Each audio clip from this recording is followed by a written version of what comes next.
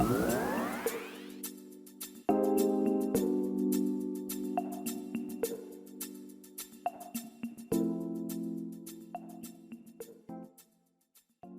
dia, amigos que nos ouvem e nos assistem. Mais uma sexta-feira, mais uma semana no Congresso Nacional. Em recesso ainda, voltando segunda-feira, mas tem muito assunto para se comentar. Então, vamos começar hoje com a Daiane. Daiane, bom dia. Traga as informações daquelas casas, o que tem de importante para a gente estar comentando aqui. Bom dia, presidente. Bem, mesmo os parlamentares estando de recesso, a gente tem muita novidade para essa semana. Bem, os deputados governistas e de oposição afirmam que a Câmara manteve, no primeiro semestre deste ano, o foco no reforço das ações de enfrentamento à pandemia de Covid-19. Porém, os dois grupos de parlamentares divergem quanto à avaliação das demais atividades legislativas. Neste ano, a Câmara dos Deputados já aprovou 76 projetos de lei ordinárias e complementares, 24 medidas provisórias e 2 propostas de emenda à Constituição, as PECs. Outras 10 propostas foram aprovadas na Comissão de Constituição e Justiça e de Cidadania, CCJ, sem necessidade de apreciação pelo plenário da Câmara. Vice-líder do governo, o deputado Evair Vieira de Mello, do PP Espírito Santo, afirma que as votações da Câmara, desde o início do ano, lançaram as bases para a recuperação econômica, sem esquecer o combate à pandemia. Ele disse o seguinte: o presidente Arthur Lira tem muito mérito, alinhado com o grupo de líderes da base do governo, também comprometidos com entregas que são fundamentais. A oposição está muito incomodada, porque achou que iria parar o Brasil e vendeu o caos, mas acabou tendo muita dificuldade, já que encontrou um parlamento proativo. O deputado Gustavo Fruetti, do PDT Paraná, reconhece os esforços do parlamento no enfrentamento da pandemia, mas cita erros e irregularidades na gestão do governo federal. Fruetti ressalta ainda a importância do parlamento para barrar o que ele chama de riscos de autoritarismo no Brasil. Ele diz o seguinte: eu destaco nos planos institucional e democrático a revogação da Lei de Segurança Nacional e a previsão de crimes contra a democracia.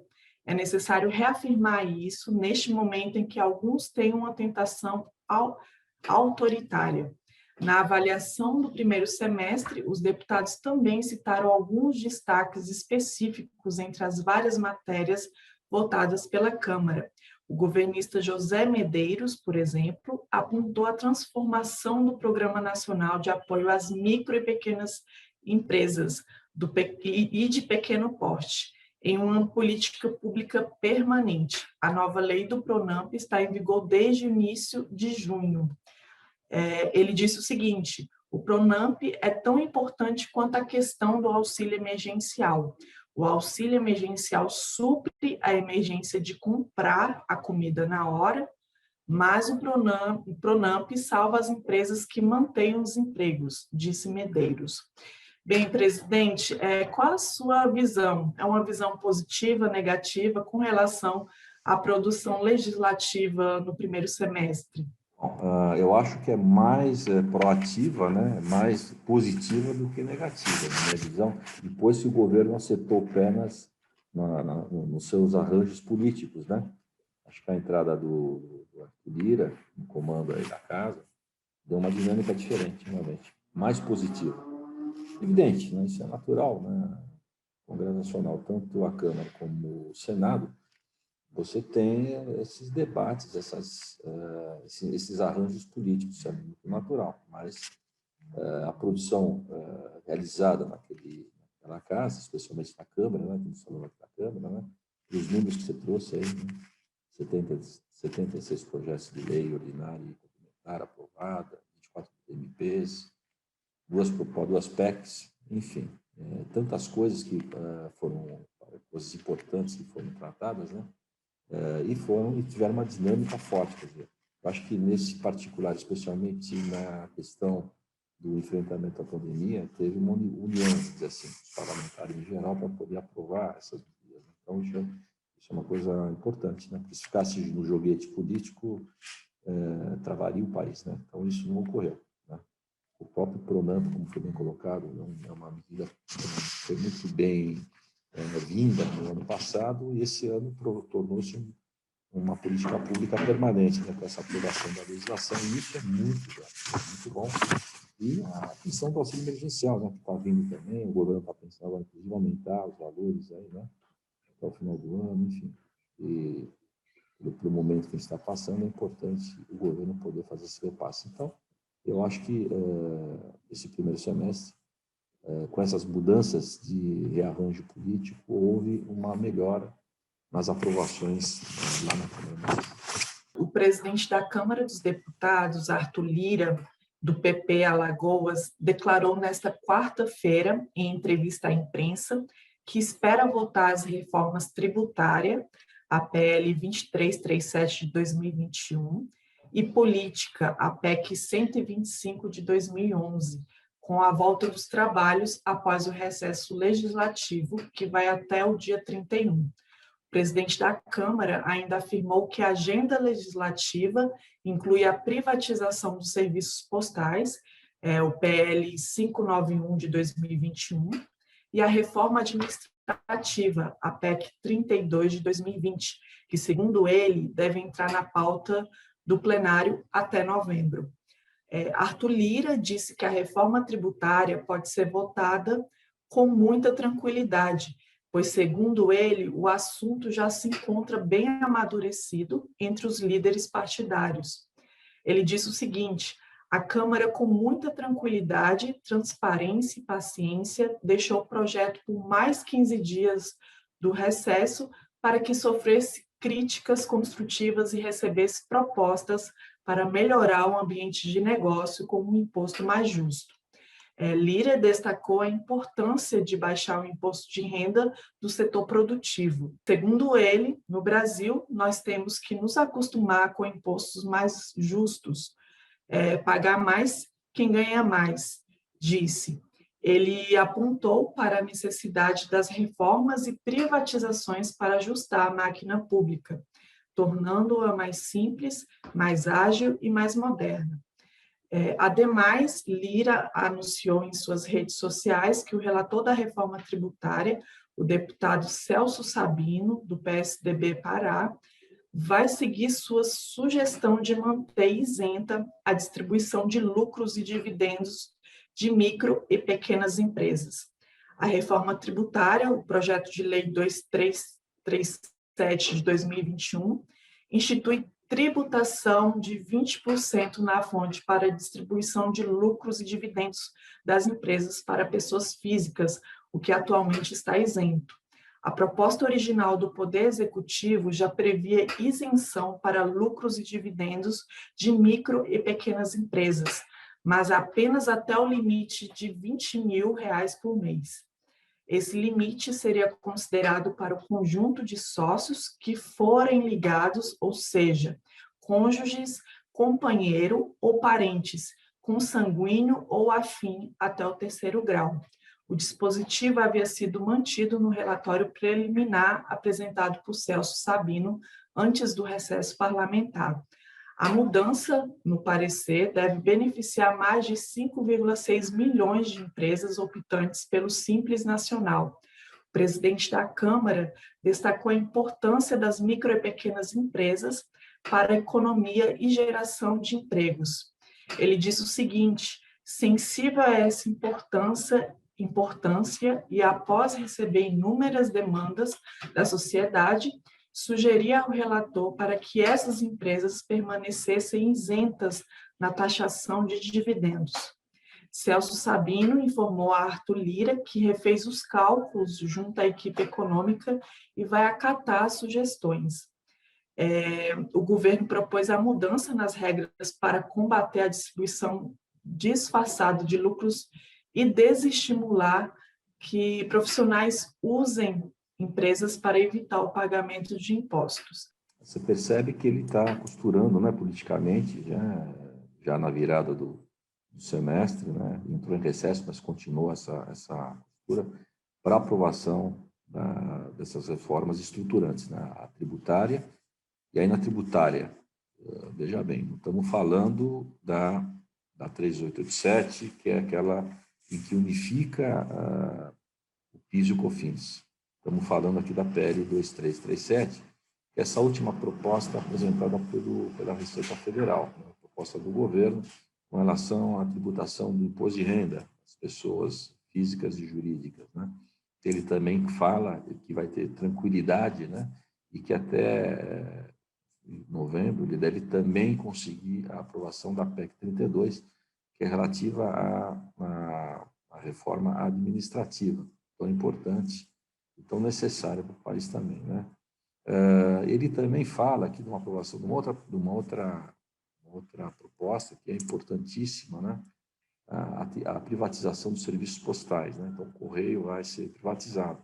Então, eu acho que são medidas todas realmente extremamente importantes e necessárias para o país, né? A única coisa é que a gente precisa ter muito critério nessas aprovações, que são, tirando a privatização dos serviços postais, que eu acho que está mais tranquilo, né? Evidentemente tem gente que é contra, tal, mas acho que está mais tranquilo fazer esta privatização, né? Porque estava já nos planos do governo, né? E sempre se falou, né? Na verdade, de uns anos para cá, que a gente precisaria realmente desmontar essa estrutura da máquina, né? Quer dizer, diminuir a participação do governo nessas empresas que poderiam ser muito bem tocadas pelo setor privado, né? Então, dentro dessa lógica, você de fato diminui a carga administrativa também, né? Então, isso juntamente com a reforma administrativa, você tem uma redução de custeio importante do país, né? Então, é esse o objetivo. Pena que a PEC, a reforma administrativa, pena não. É importante ressaltar que a reforma administrativa ela não é uma reforma que será de aplicação imediata, né? Porque ela no momento que se aprovar a reforma, é daqui para frente para as próximas ingressões de servidores públicos em todos os níveis brasileiros, né? No federal, nos estados e municípios. Então, é uma coisa mais que vai ter a demandar mais tempo, né, para a gente, para todo o sistema brasileiro, todas as pessoas sentirem essa redução, né? Então, isso vem ao longo do tempo. Muito bem. Com relação especificamente à reforma tributária, precisa tomar um certo cuidado, porque tem muita coisa muito ruim na proposta, ao nosso ver, né? A gente tem consultado, inclusive, outros especialistas, e isso está muito claro para nós, né? Precisa realmente discutir vamos dizer assim, com mais precisão os impactos da reforma tributária, né, para o setor produtivo, né, e para as pessoas, né, isso em todas as categorias econômicas, que vai afetar a todos, né, tanto as indústrias como o comércio, como o setor de serviço, atinge realmente a todos, né, em algumas alterações ali propostas, inclusive mexendo com o investimento, né, nas empresas, criando um desestímulo ao investimento aqui no Brasil. Então, a gente precisa tomar muito cuidado na aprovação das propostas. Isso que ele está sinalizando, na verdade, a gente não sabe como é que vai ficar, né, mas ele, na verdade, com relação ao lucros e dividendos, e com a redução da alíquota que ele está se propondo a colocar no seu relatório, né, o Celso Sabino, você terá uma diminuição efetiva aí da carga tributária, porém, ainda será acima do que se cobra hoje. Isso é importante também ressaltar. Ainda será acima. E essa questão de levar em conta a não tributação dos lucros e dividendos às empresas do regime simplificado é interessante, né? Na verdade, você já elimina aí, vamos dizer assim, dessa sistemática um número grande de empresas, né? A grande maioria das empresas que hoje estão dentro do sistema simplificado, né? Aqui está colocado no texto mais de 5,6 milhões de empresas, né? Então, isso realmente é extremamente salutar, interessante. Agora, vai ficar aquele questionamento para as empresas que não estão no regime e tem um faturamento relativo ao simples, né, até 4.800, né? Como é que ficam essas empresas que estão no lucro presumido? Porque algumas categorias não podem, inclusive, entrar no simples, né? Então, fica esse critério a se pensar. É que o regime simplificado tem uma legislação específica que lhe dá essa garantia, essa cobertura, né? Então, faz sentido agora pensar também em quem não está, né? Talvez que se pudesse ele ser uma coisa aberta a todas as atividades econômicas, a empresa estar dentro do regime simplificado, tudo bem, aí faz mais sentido ainda, né?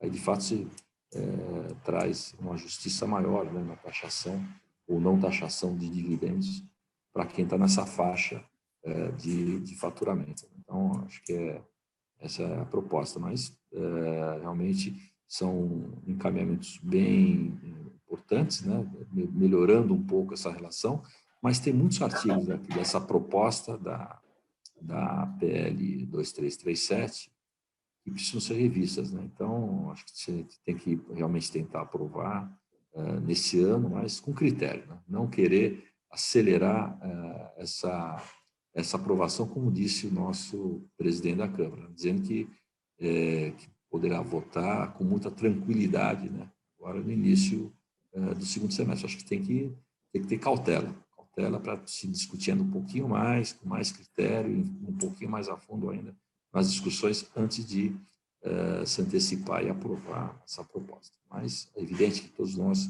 somos favoráveis a essa mudança tão importante e necessária tributária, não só no que tange aos tributos diretos, que é o caso do imposto de renda, mas as propostas estão aí paradas, né, e não está se discutindo nesse momento, né, que era, na verdade, o início da reforma, né, que ficou aí 2 anos discutindo praticamente, dos tributos indiretos. Ninguém está falando nada sobre isso. Então, a gente tem que pensar no todo, né, porque as empresas elas sofrem tributação, e as pessoas também, né, de impostos indiretos e impostos diretos. Então, a gente tem que analisar, fazer uma análise mais ampla, né, olhando no todo, porque não adianta nada aprovar um determinado critério agora, os tributos diretos, e depois vir com a proposta que está lá correndo dos tributos indiretos e aprovar do jeito que está, que também vai ser um problema sério. E que também não vai ser tão simples de aprovar, porque as próprias administrações públicas, municipais, estaduais, também estão meio resistentes a algumas aprovações, alguns critérios ali colocados. Então, é isso que a gente tem que comentar. A gente tem que ter um certo critério, um certo cuidado nessas. Bem, outra notícia muito importante dessa semana foi a publicação da medida provisória 1058 de 2021, que recria o Ministério do Trabalho e Previdência. Esse ministério, desde 2019, funcionava como uma secretaria do Ministério da Economia. O deputado licenciado Onyx Lorenzoni foi indicado para assumir a nova pasta. A MP foi publicada no Diário Oficial da União nesta quarta-feira e será agora analisada pela Câmara dos Deputados e pelo Senado Federal. De acordo com a medida provisória, farão parte do novo ministério o Conselho Curador do Fundo de Garantia do Tempo de Serviço. O FGTS reúne o patrimônio dos trabalhadores brasileiros e tem ativos de 583 bilhões de reais. O FAT, que é responsável pelo pagamento do seguro-desemprego e do abono salarial, conta com 86 bilhões de reais em caixa. A MP 1058 de 2021 prevê ainda regras de transição para a redistribuição de servidores, empregados públicos e do pessoal temporário, e autoriza, para fins de reestruturação, a alteração de quantitativos e a redistribuição de cargos em comissão, de funções comissionadas e de outras existentes na atual estrutura. O Ministério do Trabalho e Previdência é o responsável por definir políticas sobre previdência, geração de emprego e renda, apoio ao trabalhador, fiscalização do trabalho, política salarial, segurança no trabalho, registro sindical, entre outras. Um dos principais desafios da nova estrutura será reduzir a taxa de desocupação, que no primeiro trimestre do ano atingiu 14,7%, totalizando 14,8 milhões de pessoas em busca de um trabalho. Os dados são da Pesquisa Nacional por Amostra de Domicílios, PNAD, contínua, produzida pelo IBGE. Bem, presidente, o que o senhor acha dessa recriação do Ministério do Trabalho? Pela justificativa do governo, é até plausível, né? A recriação por conta do alto índice, né, de desemprego no Brasil. Eu tenho outra visão aí, eu acho que é um ajuste político, né? É isso, na verdade, né? Então, com essa aproximação ainda maior com o Centrão, né? Evidentemente, muitas peças do tabuleiro político vão se mexer, vão se mudar. Na prática, na verdade, vamos dizer, na prática das operações, né, que isso era uma secretaria dentro do Ministério da Economia, não deve mudar muita coisa, né? Talvez mude com relação a cargos, né, essas pessoas alocadas aí dentro do Ministério agora, independente, né? Então, talvez aumente o número desses funcionários, não sei, também não tenho ideia, né, mas eu não acompanhei de perto essa medida provisória, mas com relação ao trabalho efetivo, não creio que isso mude nada, porque isso vinha sendo feito com muito critério na secretaria, dentro do Ministério do Trabalho, né? Aliás, dentro do Ministério da Economia, né? Que era uma proposta diferente desse governo desde o início da gestão do presidente Bolsonaro, né? Ele criou um superministério da Economia com diversas secretarias embaixo do Ministério. Então, na verdade, era um critério utilizado, que estava, ao meu ver, indo bem, mas você engessa algumas demandas políticas, esse que é o problema, né? Então, essa abertura que está dando, com todo o Ministério tão forte, né, levando, evidentemente, aí embaixo da sua estrutura o Conselho Curador do FGTS, né, o Fundo de Amparo ao Trabalhador, o FAT, quer dizer, tudo isso daí que com uma verba altíssima, né, nos seus ativos, né, somando os dois, dá quase mais de 600 bilhões de reais, né, de ativos. Então, é um patrimônio muito grande, quer dizer, é muito poder para quem vai ficar nessa casa, né? Mas já era assim nas gestões anteriores, né? Então eu vejo um retorno, né, dessa divisão, um ministério tão importante como esse, mas trazendo um conforto maior político do governo para que possa governar realmente com mais tranquilidade. Eu vejo dessa forma. Bem, presidente, muito obrigada pelas considerações. Próxima semana, segunda-feira, os parlamentares voltam do recesso e a previsão é que seja um semestre de muitas reformas aprovadas, né? A reforma tributária, reforma política, reforma administrativa. Então, fiquemos aqui na torcida para que eles tenham consciência, que aprove isso de forma muito criteriosa, né? Como o senhor falou, que não seja a toque de caixa, né? Sem discussões, sem a participação de interessados nos assuntos. E é isso, a gente está aqui aguardando, eu pelo menos estou ansiosa para o segundo semestre. E próxima semana estaremos de volta no mesmo canal e no mesmo horário. Até mais, pessoal. Então é isso, meus amigos. Um forte abraço. Aguardamos aí, então, esse início de semestre que vai ser realmente... Vamos ver. É esse semestre que define as coisas, porque o ano que vem é ano de eleição, né? Então, ou sai agora ou não sai nessa gestão. E nós apostamos para que saia. A gente torce por isso, porque é um ensejo de toda a sociedade, né? Acho que é importante, são reformas estruturantes importantes, né? A única coisa que a gente pondera é justamente isso, que haja uma discussão aí com a sociedade, né?